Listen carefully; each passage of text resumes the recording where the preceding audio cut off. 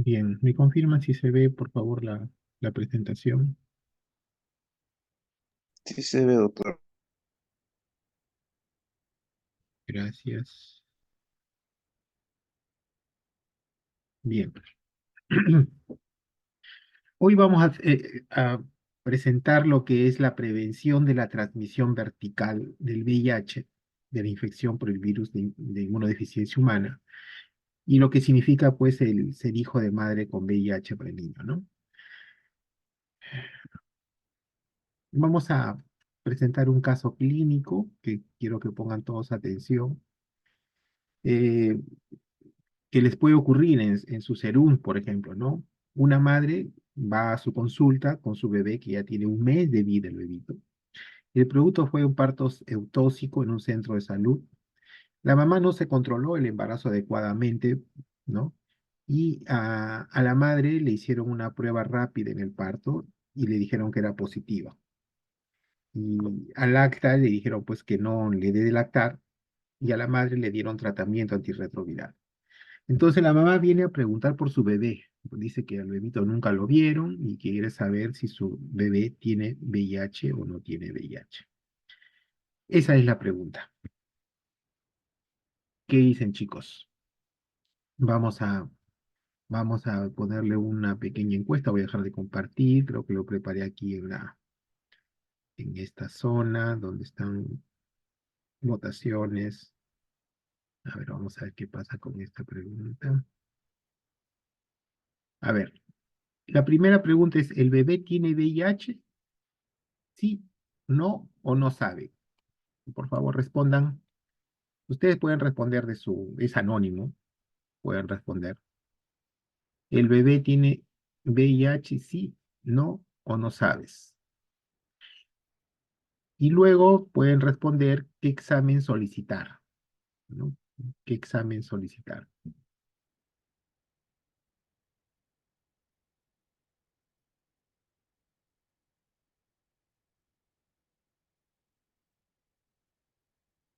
A ver, vamos a dar un minuto más para que respondan. Es una respuesta rápida.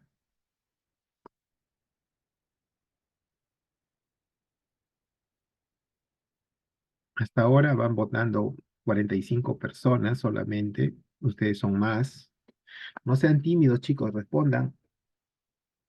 No sale el nombre de quién vota, por favor, así que no hay nota tampoco para esto. Solo quiero que respondan para ver cuál es su concepto y ver qué puntos puedo yo reforzar, aclarar. ¿Ya? Ya han votado 59 personas y son 90 participantes. ¿Mm? Anímense, anímense en votar, chicos, en dar su opinión. Es importante. Bien. Bien. 65 de 89 es el 73% y vamos a finalizar la votación. Entonces, 1, 2, 3, finalizamos. Voy a poner los resultados para que ustedes puedan verlo. ¿Pueden verlo, chicos? Sí, doctor, sí se ve. Ya. ¿El bebé tiene VIH? El 45% dice sí, su bebé tiene VIH, señora. No tiene VIH, el 8%, y un 47% no sabemos, no sabemos. ¿Ok? ¿Está bien? Ahora, en el contexto de qué examen solicitaría para saber si mi bebé tiene o no tiene y responderle a la mamá su pregunta, 69% dice que hay que pedir ELISA para VIH.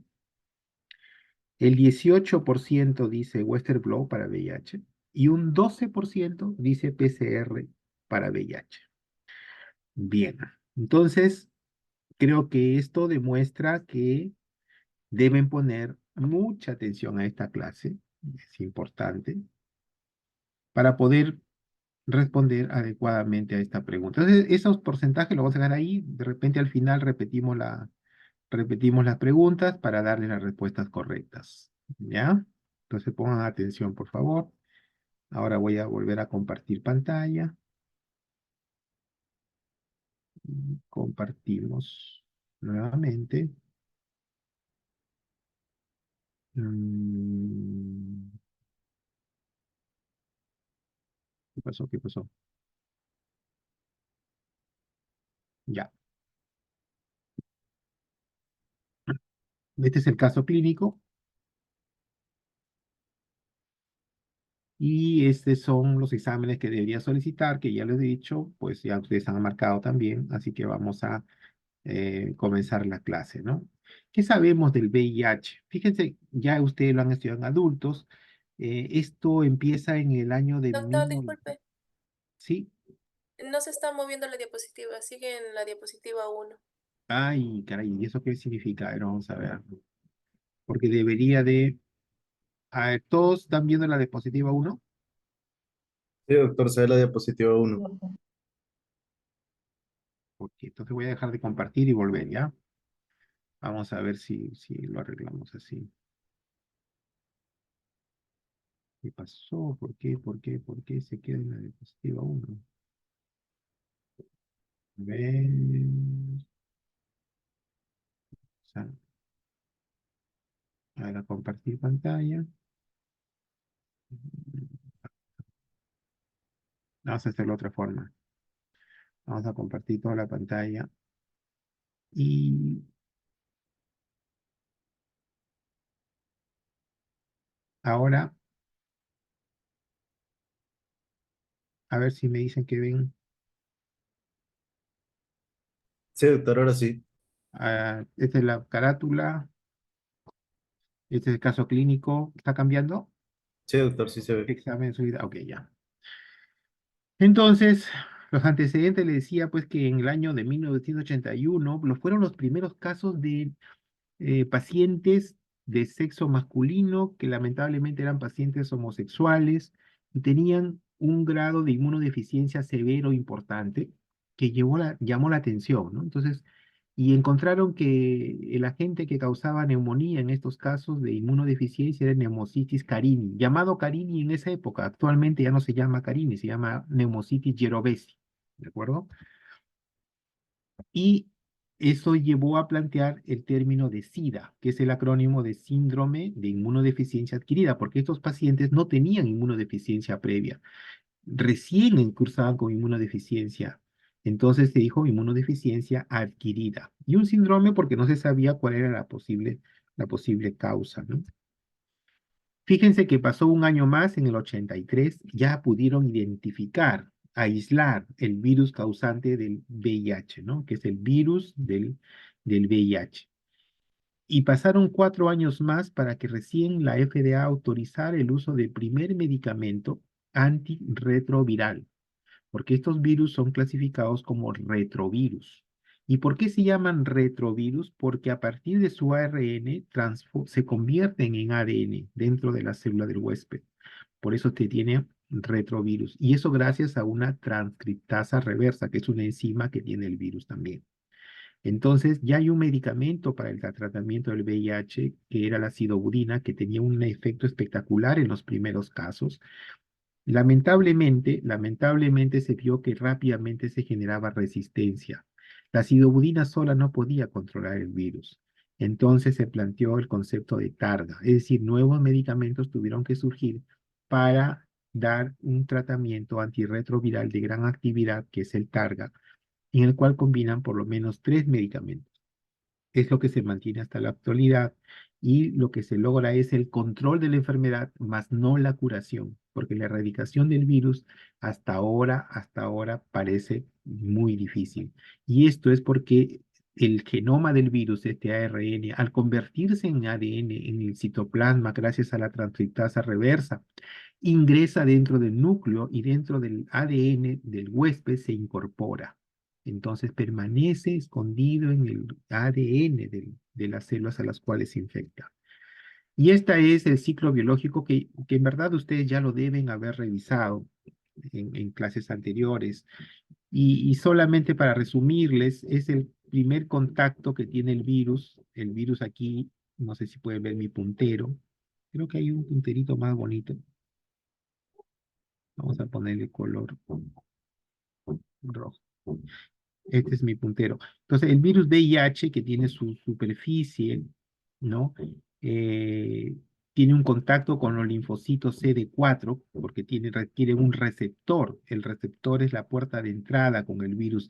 Este receptor se une, se acopla, se fusiona a estas membranas e ingresa el material genético del virus ARN dentro del citoplasma. Y gracias a la acción de la transcriptasa reversa del virus, convierten esta molécula ARN en ADN doble cadena. Este ADN viral se incorpora dentro del núcleo y gracias a sus enzimas integrasas se integra en el ADN del huésped. Una vez dentro del ADN del huésped, entonces puede ejercer órdenes para formar proteínas del virus. Estas órdenes se transforman en ARN mensajero y luego se transcriben en formación de proteínas víricas. Y estas proteínas víricas son ensambladas y formadas nuevos virus que salen al exterior como viriones. Entonces, este es el ciclo biológico del virus. Y estos puntos, estas enzimas, tanto la transcriptasa reversa, la integración, han sido focos de medicamentos, ¿no? Existen medicamentos, por ejemplo, que inhiben la fusión, otros que inhiben la transcriptasa reversa, otros inhibidores de integrasa, por ejemplo. Entonces, son medicamentos que actúan dentro del ciclo vital biológico del virus VIH, bloqueando su reproducción.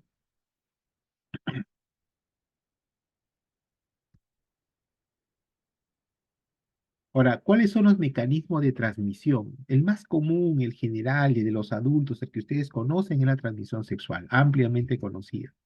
También sabemos que se puede ir por transfusiones sanguíneas, por compartir jeringas en los drogadictos de drogas endovenosas y la famosa transmisión vertical, que es el motivo de la clase de hoy. Transmisión vertical significa que la mamá que está enferma por VIH, que está infectada por VIH, es capaz de transmitir al producto de la gestación, es decir, al feto o al neonato, luego de nacimiento, ¿no? Entonces, la transmisión vertical es lo que nosotros vamos a hablar.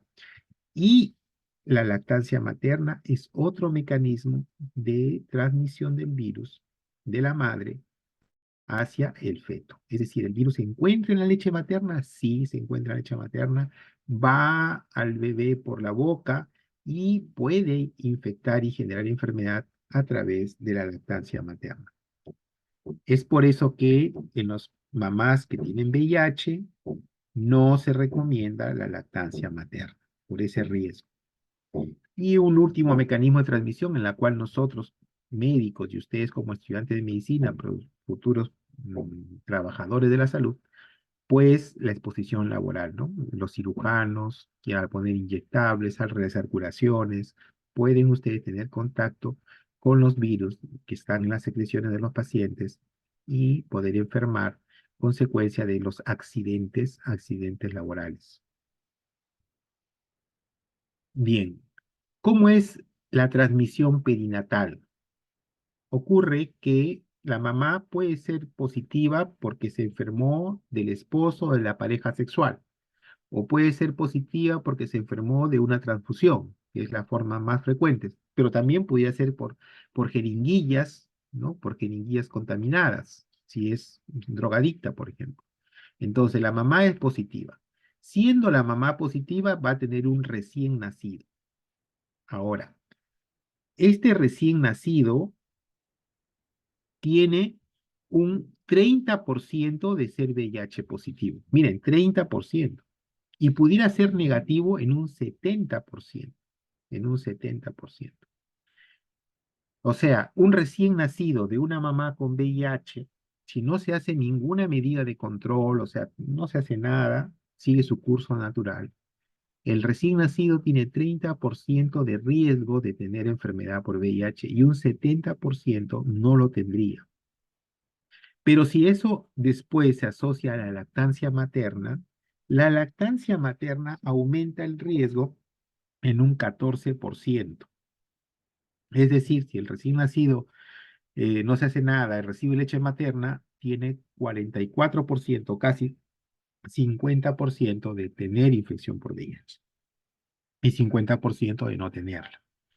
¿De acuerdo? Entonces, ¿en qué momentos la mamá puede pasar el virus? Puede ser en el momento del embarazo a través de la placenta, en el momento del nacimiento a través del canal del parto o después del nacimiento a través de la lactancia materna. Esos son los momentos en los cuales puede la mamá transmitir el virus del VIH al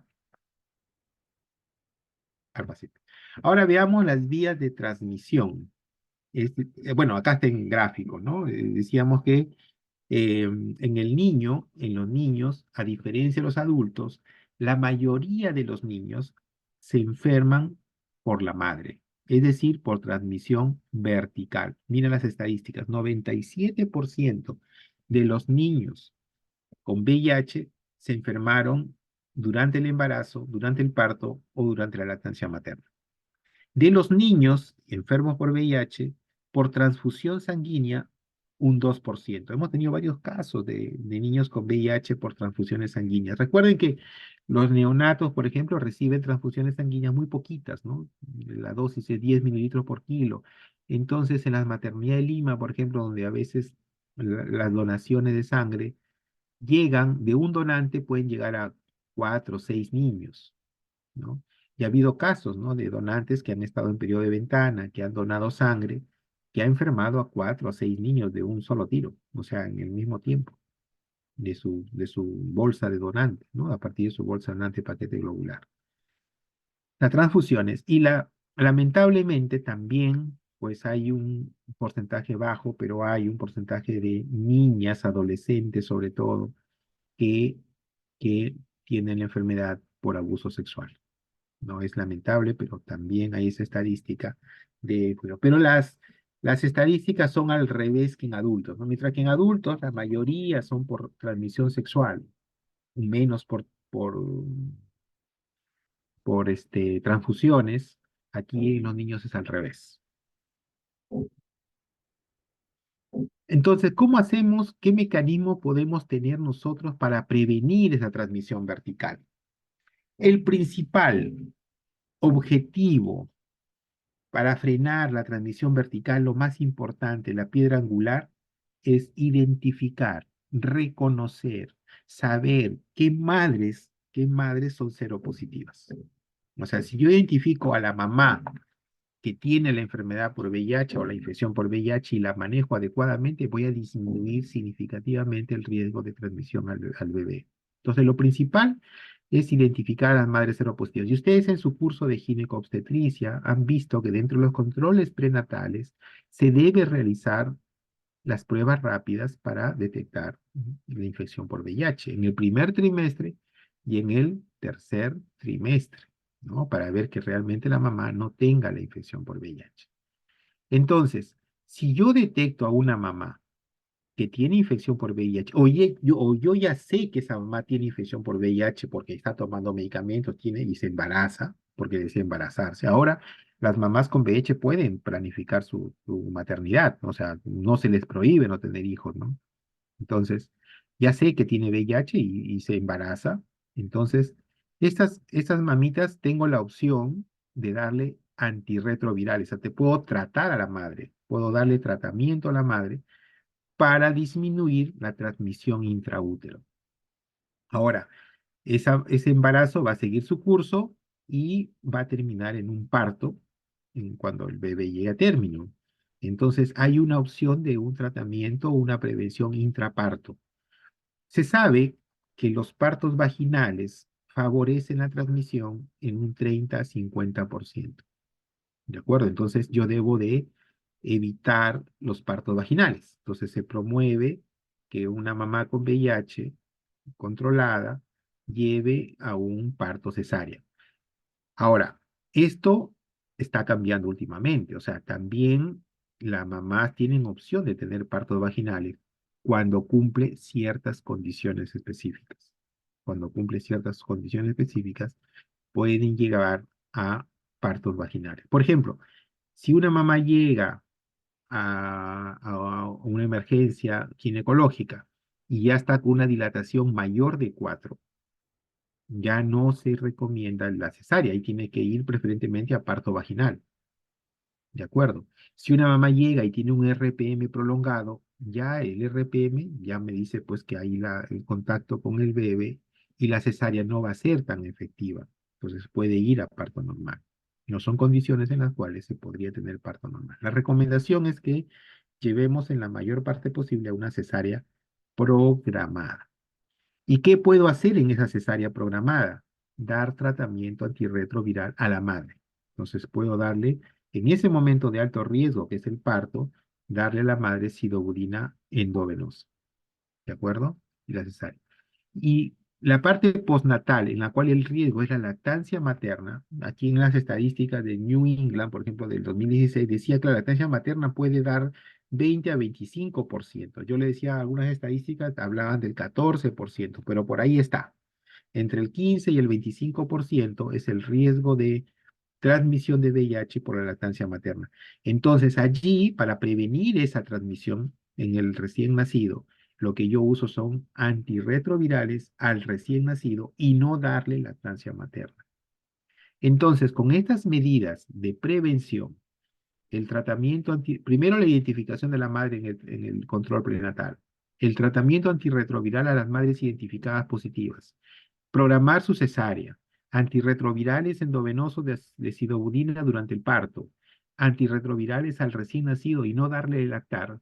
Con con esta estrategia, el riesgo de que el niño tenga infección por VIH de esta madre enferma por VIH disminuye a menos de 1%, de lo que era 44% a 50%, disminuye a menos del 1%. Y eso lo han demostrado los países en los cuales el control prenatal es adecuado, los países desarrollados. En nuestro país tratamos de llegar a eso, tratamos de llegar a eso. Lamentablemente, lo que frena esta estrategia es justamente la baja cobertura del control prenatal adecuado. Entonces, esa es la función de todos nosotros, promover el control prenatal adecuado. Ustedes van a hacer control prenatal en sus serums, hacer los exámenes que corresponden en los tiempos que corresponden para así proteger a ese recién nacido. Y entonces se ha planteado tres escenarios posibles de transmisión del VIH, tres escenarios. El escenario 1, el primer escenario, es una gestante que por primera vez se le diagnostica infección VIH durante su control prenatal. O sea, es una mamá que no sabía y en los controles prenatales aparece que tiene VIH. Ese es el escenario 1. ¿De acuerdo? El escenario 2 es una mamá que ya sabía que tiene VIH, o sea, era una mamá con VIH que sale embarazada. Es decir, que ya estaba en tratamiento antes del embarazo. Es una mamá controlada y que sale embarazada. Y a ella ese se llama escenario 2. Y el escenario 3, esa es la paciente que ha sido diagnosticada por primera vez ya en el parto. O sea, en el parto es el diagnóstico. No se controló bien, no recibió antirretrovirales recién. Evidentemente, esta mamá es la de mayor riesgo, ¿no? Estos escenarios pueden ser revisados en la norma técnica de diciembre de 2019 del MINSA, que está en la web. Entonces, ¿qué hacer? ¿Cómo prevenimos la transmisión del VIH en el recién nacido en los diferentes escenarios? Para el escenario 1, en la cual la mamá se diagnostica recién por primera vez en sus controles prenatales, la mamá debe recibir tratamiento antirretroviral. Debe recibir a partir de las 12 semanas. A partir de las 12 semanas de gestación, o sea, el cuarto mes, recibe preferentemente tenofovir, emtricitabina más raltegravir. Ese es el tratamiento recomendado. Y debe recibir un tratamiento endovenoso con sidobudina 2 horas antes de la cesárea hasta el momento de ligar el cordón umbilical. Entonces, se le da sidobudina endovenoso 2 horas antes de la cesárea y hasta el momento de ligar el cordón umbilical. Y al recién nacido le tengo que dar sidobudina 4 miligramos por kilo por dosis cada 12 horas, es decir, mañana y noche, durante 4 a 6 semanas. ¿Qué diferencia hay en 4 o 6 semanas? Le doy 4 semanas y la madre recibió sidobudina en el parto. ¿de acuerdo? Y si no recibió sidobudina en el parto, le doy 6 semanas. Y en todo se le suspende la lactancia materna. El escenario 2 es la mamá gestante que ya tenía VIH antes del embarazo, se hace igual que en el escenario 1. Lo mismo, las mismas recomendaciones. ¿De acuerdo? Y el escenario 3 es aquella mamá que se diagnosticó durante el parto. ¿De acuerdo? Entonces, allí recuerden que se recomienda parto vaginal si la dilatación es mayor de 4 o las membranas están rotas. Y al niño se le va a dar sidobudina a la misma dosis, pero se le agrega lamivudina, 2 miligramos por kilo por dosis cada 12 horas, y estos dos medicamentos por 6 semanas. Y un tercer medicamento que es la nevirapina, que se da en 3 dosis, 12 miligramos por kilo, en 3 dosis, al nacer, ¿no? Al nacer, que es el primer día, al tercer día y al séptimo día. Primer, tercer y séptimo día, y en todos no se da lactancia materna, ¿no? Esas son las recomendaciones que tenemos para nuestros recién nacidos de mamás con VIH, diagnosticados antes del embarazo, diagnosticados en el control prenatal o diagnosticados en el momento del parto. Y ahora vamos a ver qué manejo hacemos al niño expuesto al VIH. ¿A quién llamamos niño expuesto al VIH? Es el niño, es el recién nacido que nace de una mamá con VIH. Entonces, ese niño no sé si tiene VIH. No sé. Como les dije, si hablo en estadísticas, el 70% podría no tener VIH y el 30% sí tenerlo al momento del nacimiento. Y ese riesgo incrementarse en 15 a 25% si es que le doy de lactar. ¿De acuerdo? Entonces, ¿qué exámenes debo de pedir? Acá es importante. ¿Qué exámenes debo pedir? Y acá sí, chicos, les voy a recomendar, voy a hablarles algo. En adultos nos enseñaron que el VIH se diagnostica mediante las pruebas de tamizaje, que son las pruebas de ELISA. Una prueba de ELISA positiva no me hace diagnóstico. Tengo que hacerle 2 pruebas de ELISA. Y si me salen las 2 positivas, pues hago la confirmación con una prueba más específica que es el Western blot. El Western blot sale positivo, ya le digo, señora, ¿sabe qué? Usted tiene VIH. ¿De acuerdo? Eso es, eso es en adultos. ¿Quién me dice de ustedes qué cosa es lo que busca las pruebas de ELISA, las pruebas de Western blot? ¿Qué busca? A ver, chicos, alguien, para no hablar yo solo. ¿Nadie? A ver, se encuentra mi alumna Candy, del grupo 6 Almenara. ¿No está? Candy. mm, Nayeli. Sí, doctor. A ver, ¿qué es lo que mira en nuestra prueba de Lisa?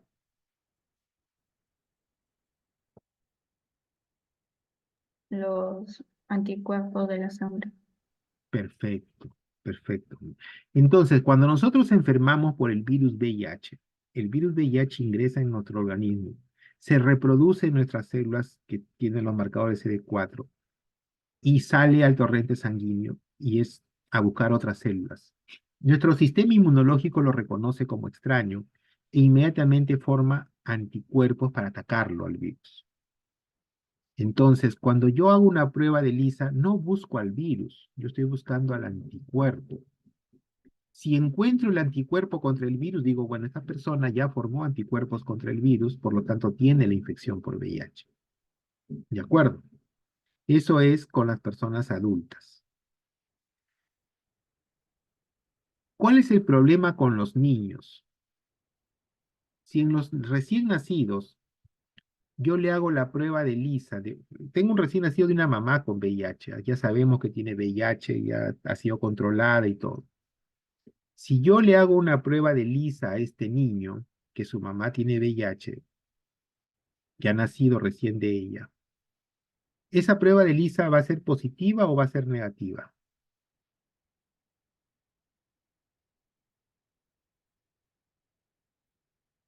A ver, chicos, Probablemente sea positivo, ¿por qué? porque aún puede tener anticuerpos maternos. Muy bien. Recuerden que las pruebas, la de ELISA, miran IgG. Las pruebas de ELISA miran generalmente IgG. Y la IgG es un anticuerpo que pasa la barrera placentaria. Es decir, los recién nacidos nacen con anticuerpos maternos, con IgG. Y eso es buenísimo. Miren, los recién nacidos reciben de su madre no solamente la alimentación a través del cordón umbilical, reciben anticuerpos, anticuerpos contra gérmenes, bacterias, virus que la mamá ha formado por su experiencia pasada, previa, o porque ha sido vacunada. Entonces el recién nacido nace con esos anticuerpos ya formados contra el virus. Nace. Y los tiene ahí el tiempo que duran los anticuerpos. Y los anticuerpos pueden durar hasta un año, máximo un año y medio, los anticuerpos. Por eso que si a un niño yo le hago una prueba de ELISA, va a salir positiva. Y eso no significa que tenga enfermedad por VIH. Podría ser de la madre, como bien dice su compañera. Entonces, para yo diagnosticar VIH en el niño, no me sirven las pruebas que miden anticuerpos. Tengo que buscar pruebas que buscan al virus, al genoma del virus, o los antígenos virales. Entonces, las pruebas más usadas, el estándar, es usar PCR, reacción en cadena polimerasa, para ADN principalmente, o para ARN, ¿no? Cualquiera me sirve. Entonces, el PCR es importante, ¿de acuerdo? En un niño menor de año y medio, si yo quiero diagnosticar, saber que tiene infección por VIH, no me sirven las pruebas de ELISA ni Western blot. Me sirven las pruebas que buscan los virus, las pruebas de PCR, ¿de acuerdo?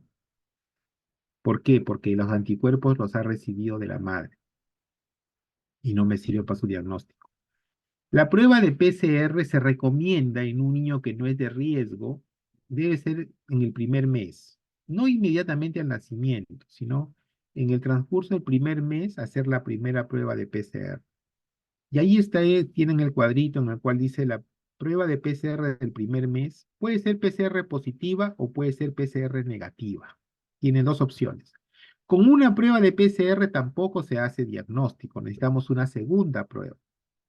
La segunda prueba puede hacerse inmediatamente después de la primera, si me salió positivo, pero de una marca diferente, o sea, otra lote, otra prueba para poder rápidamente tener el diagnóstico. Pero normalmente, si la prueba es negativa, yo espero la prueba PCR al tercer mes de vida, ¿no? Entonces, la prueba PCR se hace al primer mes y al tercer mes. Pero si al primer mes me sale positiva, puedo hacerla más rápido, acelerar la segunda de una prueba diferente. ¿Para qué? Para confirmar. Entonces, la prueba de PCR al tercer mes puede ser positiva, ¿no es cierto? O puede ser negativa. Si la primera prueba era positiva y la segunda prueba es negativa, entonces a ver, si la prueba de PCR a los 3 meses es positivo, acá está. Si la prueba a los 3 meses es positivo y fue positivo al primer mes, entonces el niño tiene VIH, confirmado. Dos pruebas positivas, confirmado. Pero si la segunda prueba es negativa, habiendo sido la primera positiva, va a un diagnóstico indeterminado. Todavía no puedo confirmar. Si la primera fue negativa y a los 3 meses es positivo, sigue siendo indeterminado. Si la primera fue negativa y la de segunda es negativa, entonces ese niño es negativo, descartado. ¿Qué hago con los indeterminados? Se le hace una tercera prueba después, ¿no? Al cuarto mes está acá. Esa tercera prueba ya es la dividente. Si es positiva, es el niño positivo. Si es negativo, el niño es negativo. Y este niño positivo tiene que ir a un manejo integral por pediatría e infectología pediátrica del tratamiento y seguimiento del niño con VIH. Entonces, esta es, digamos, el flujograma que seguimos para hacer el diagnóstico de VIH en el niño hijo de madre con VIH. ¿Cómo categorizamos los riesgos de tener infección por VIH? ¿Cuándo es un bajo riesgo de transmisión materno-infantil? Pues las madres que reciben tratamiento antirretroviral durante la gestación y han suprimido los virus, o sea, no hay virus circulantes, entonces el riesgo es bajo. Y la profilaxis se podría dar solo con sidobudina por 4 semanas. El alto riesgo de transmisión materno-infantil de VIH se ve en mamás que no han recibido tratamiento antirretroviral, tampoco durante el parto, ¿de acuerdo? Gestantes que reciben tratamiento antirretroviral antes y durante el parto, pero la carga viral es alta, sobre todo si es mayor de 1000, y si el parto fue vaginal, ¿no? Y el otro grupo grande de riesgo son aquellas que tienen infección aguda por VIH en el embarazo o lactancia. O sea, son las mamás que se infectan en el embarazo o en la lactancia. Entonces, ellas tienen una alta carga viral y un alto riesgo de transmitir VIH al niño. Entonces, ahí el niño tiene que recibir la triple terapia. Sidobudina más lamivudina por 6 semanas, como le decía, más nevirapina, 3 dosis al primer, tercer y al séptimo día. El objetivo del Ministerio de Salud y la norma técnica de prevención es bajar la transmisión vertical a menos del 2% y es posible. ¿Cómo se logra esto? Si nosotros hacemos un control prenatal a todas nuestras mamás en un mayor al 95% de todas las gestantes. Si más del 95% de las gestantes le hacemos el tamizaje con VIH. Si más del 95%, estas mamás reciben tratamiento antirretroviral después de las 12 semanas. Y a todos los niños que nacen de mamás con VIH se les da tratamiento preventivo a más del 95%. Por lo tanto, esa forma podemos disminuir la transmisión vertical. ¿Y cómo podemos diagnosticar a los niños precozmente? Pues con las pruebas de diagnóstico, que es el PCR para ADN, ¿ok? O PCR para RNA también. Al nacimiento, en el primer mes y a los 3 meses. De esa forma, detecto precozmente a los lactantes infectados con VIH para que reciban un tratamiento y seguimiento adecuado. Acá algunas estadísticas, ¿no? Del año 2018, antes de la pandemia. Yo creo que con la pandemia eso se ha incrementado. Casi 2 millones de niños con VIH y solamente la mitad tienen acceso a tratamiento, ¿no? Cada año, miren, más de 160.000 casos nuevos en niños, ¿ya? Y mueren alrededor de 110.000 niños por SIDA todos los años. Yo creo que esas estadísticas faltan actualizar porque post pandemia debe estar peor. Los objetivos de la ONU-SIDA, por ejemplo, en la meta 90-90-90, no piensen en otra cosa, es más que tener 90% de las personas que viven con VIH sepan su estado serológico, que tengan tratamiento antirretroviral y que el 90% logre suprimir la carga viral. Si se logran esos objetivos, la incidencia de VIH va a disminuir, ¿no? La idea es acabar con la epidemia de SIDA en el año 2030. Estamos un poco lejos de eso, pero la idea es seguir avanzando. En el Perú, el primer caso de VIH fue en el año 83, ¿no? En el Perú. El primer caso en mujer, en una dama, fue en el año 87. Inicialmente fue una enfermedad de los hombres y peor aún, ¿no? Hombres que tenían sexo con hombres, por eso le llamaban hasta peste rosa y toda la estigmatización que tuvo el VIH. El primer caso de niños, pues fue rápidamente luego de que se vieran casos en mujeres, ¿no? Al año siguiente, 1988. Y poco a poco el número de mujeres se ha ido incrementando en nuestro país, ¿no? Entonces, en el Perú, la transmisión vertical alcanzaba hasta un 20 a 30%. Ahora esperemos que disminuya a menos del 2% con las medidas preventivas que hemos conversado. De salud da tratamiento antirretroviral desde el año 1997 y cuenta con una guía para tratamiento de niños desde el año 2003, o sea, más de 20 años que estamos tratando a niños con VIH. La norma técnica del Ministerio de Salud surgió en el año 2013, 10 años después. ¿Qué cosa es Targa? Ya les dije, ¿no? O sea, Targa es un tratamiento antirretroviral de gran actividad que tiene el objetivo de suprimir la replicación viral, ¿no? Tratando de conservar la función inmunológica sobre todo y minimizar la aparición de resistencia. Cuando se da una sola droga, favorece la resistencia. Cuando damos un conjunto de 3 drogas, inhibimos la aparición de resistencia. ¿Qué pasa con el VIH en niños? En niños el VIH tiene características especiales, ¿no? Es una infección perinatal, es decir, se adquiere durante el embarazo, el parto o la lactancia, alrededor de ello. El niño recibe un VIH que ya ha sido tratado en la madre, ¿no? Que ha sido expuesto a antirretrovirales. Un aspecto de medir la inmunidad en el niño, cómo se afecta, son los CD4. Y los CD4 lamentablemente varían con la edad. O sea, un niño, por ejemplo, que tiene 1 año y tiene 800 CD4, si fuera adulto estaría muy bien, pero como es niño, está muy mal. Ya le voy a dar el cuadrito de los CD4. Otra cosa, que los medicamentos antirretrovirales siempre surgieron primero para adultos, o sea, en pastillas, en ampollas. En el niño, pues gotas o jarabes han ido apareciendo poco a poco. El sistema inmunológico del niño es inmaduro, igual que su sistema neurológico. Están en desarrollo y la afectación de ellos puede tener severas secuelas, ¿no?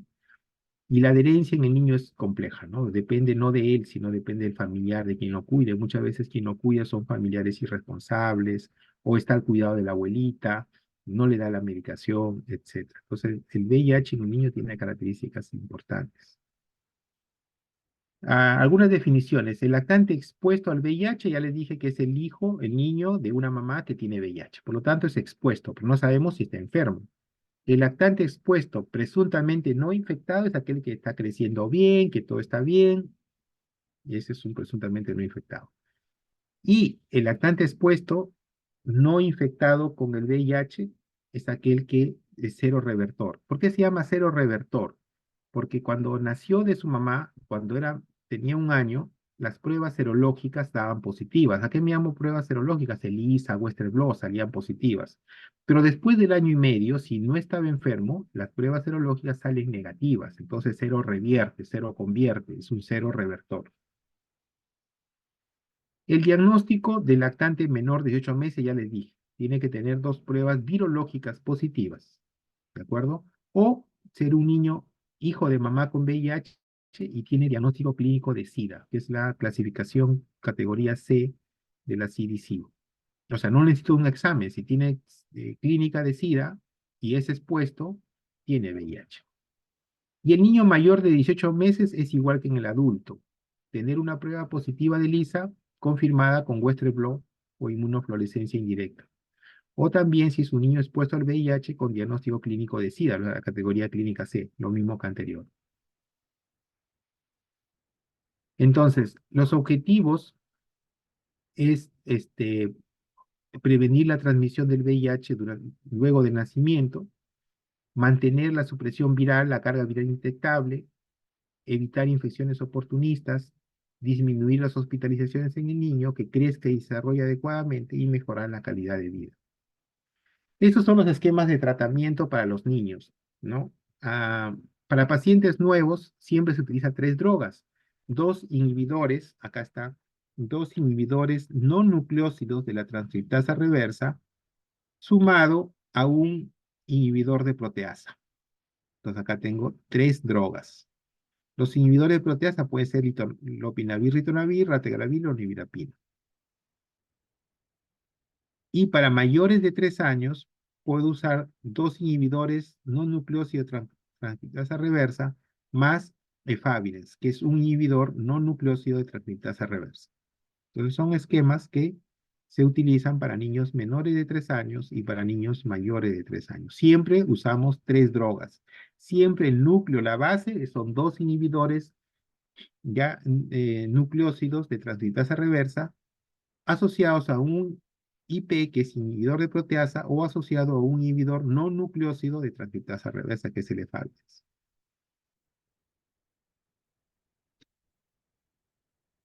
El seguimiento de todo niño debe ser pues mensual, hacer su prueba de CD4, carga viral cada 3 meses y siempre valorar la adherencia, es decir, si toma o no toma la medicación. Eso ya hablamos de la profilaxis. El esquema de inmunizaciones, también le voy a hablar un poquito ahora. Y estas son las categorías clínicas. Las categorías clínicas de la CDC, que se publicaron en el año 94. Categoría N es aquel paciente con VIH que no tiene síntomas, categoría N. La categoría A son síntomas leves. Categoría B son síntomas moderados, principalmente anemia, neutropenia, trombocitopenia, candidiasis orofaringia, diarrea crónica, neumonía, meningitis, sepsis o herpes zóster. Y la categoría C son síntomas severos ya de inmunodepresión. Esto lo han estudiado también ustedes en adultos, o sea, infecciones bacterianas severas como neumonía por Pneumocystis jirovecii, candidiasis esofágica, criptosporidiasis, TBC extrapulmonar, citomegalovirus, síndrome consultivo, etc. Y esto es un poco para decirles cuáles son las cuentas de CD4 que son normales, ¿no? Los CD4 normales son aquellos sin supresión, es decir, menor de 12 meses debe tener más de 1500, de 1 a 5 años debe tener más de 1000 y de 6 a 12 años como el adulto, más de 500. Y es lo que le decía, un niño menor de 12 meses puede tener 800 CD4 y está en esta categoría, o sea, está moderado. Pero si es un niño de 8 años, pues está bien, tiene más de 500, ¿no?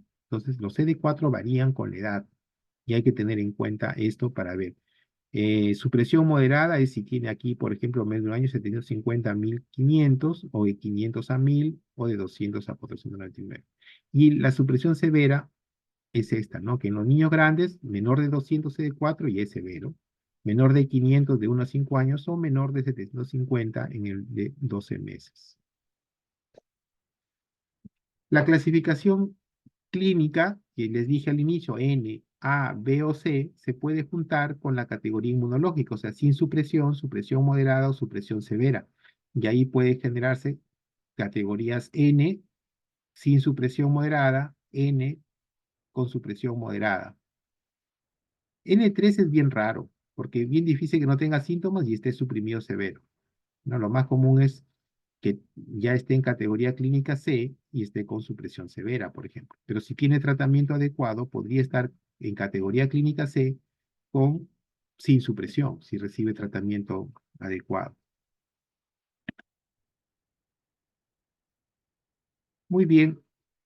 Muchas gracias, chicos. ¿Preguntas?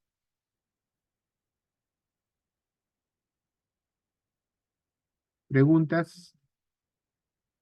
Voy a dejar de compartir. Doctor, una consulta.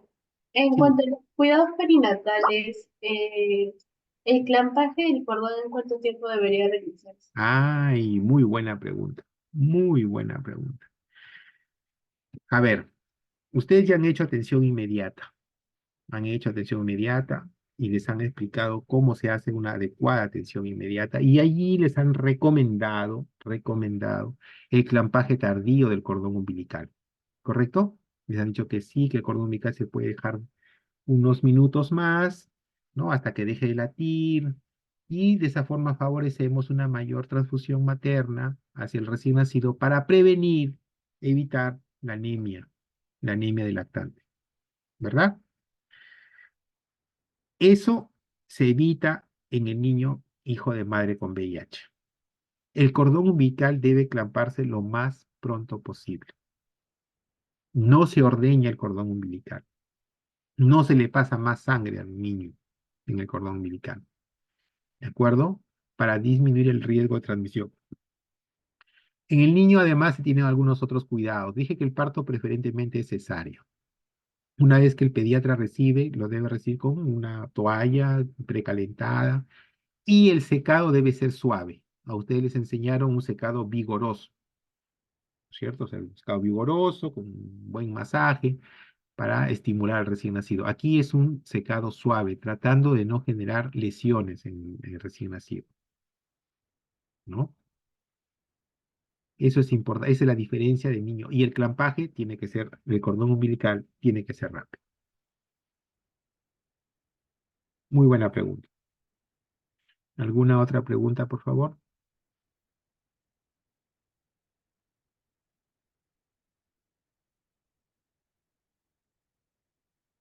¿Alguna pregunta más?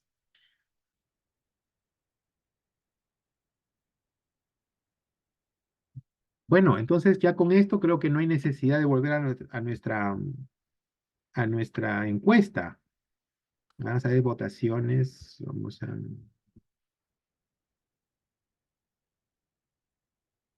Ya no puedo volver a preguntar, qué penita.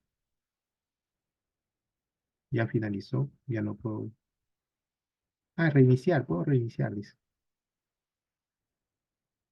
A ver, chicos, voten, por favor, hagan sus respuestas ahora. Uy, eso sí que fue rápido. Solamente me han votado 3.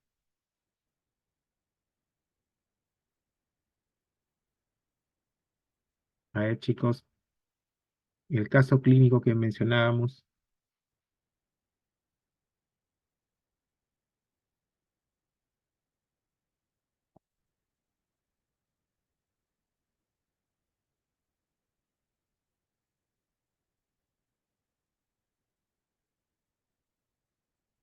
Chun, chun, chun, chun, chun, chun, chun, chun, chun, chun, chun, chun, chun.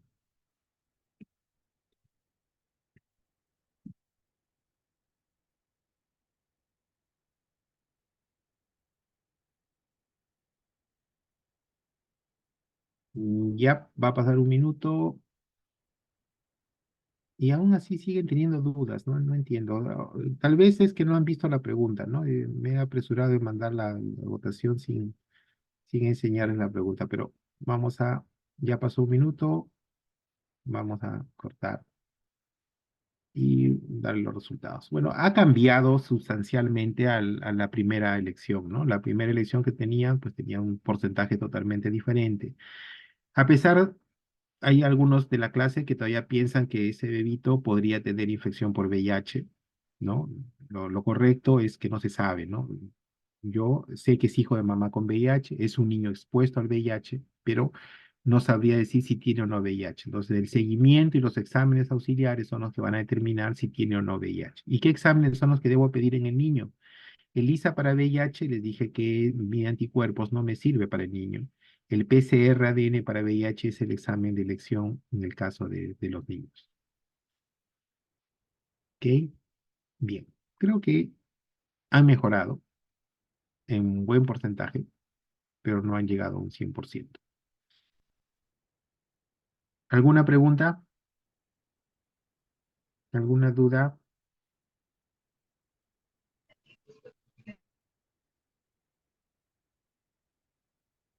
No, no preguntas.